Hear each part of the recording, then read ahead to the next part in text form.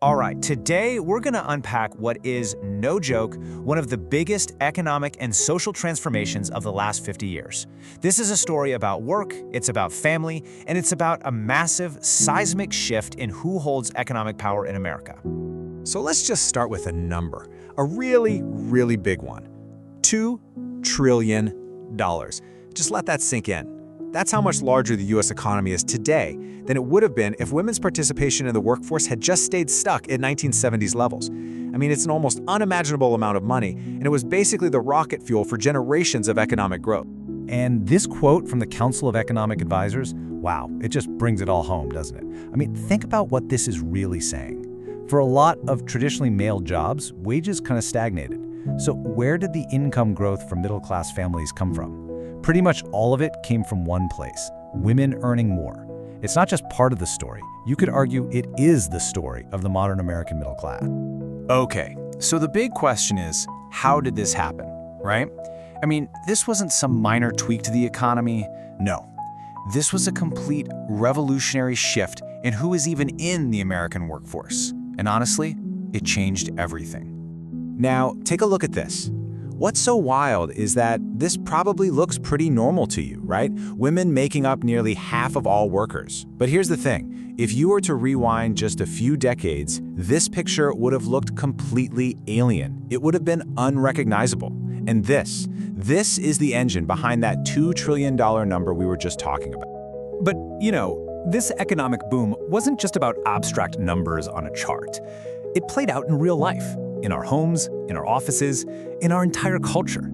It totally transformed what it meant to be a working woman, taking it from something of a novelty to, well, the absolute norm. And you know where the biggest change of all happened? It was among married women with children. Think about it. In 1970, the default setting for a mom was to be out of the paid workforce. But today, it's the complete opposite. For almost 3 out of 4 moms, even moms with preschoolers, having a paying job is the new normal. And this just perfectly illustrates that professional transformation. Let's take lawyers, for example. In just 40 years, the percentage of lawyers who are women jumped up tenfold.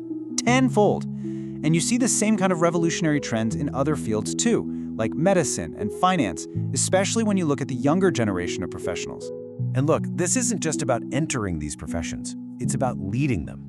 Right now, women hold about half of all managerial positions in the entire US economy. I mean, just pause and think about that for a second. The very face of leadership has been fundamentally reshaped. So you see, this wasn't just some economic shift. It was a full-blown revolution in aspirations. In just over a single decade, the expectation for a young woman to have a job at age 35 just skyrocketed.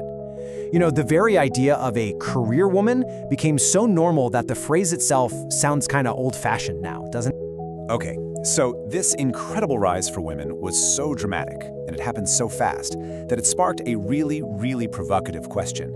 As women's fortunes rose, did that mean it was the beginning of the end of men? This is the headline-grabbing idea from author Hanna Rosin. Her argument was basically that our modern, post-industrial economy favors skills that she says women are just better equipped for. And because of that, a power dynamic that's been in place for something like 200,000 years was flipping on its head.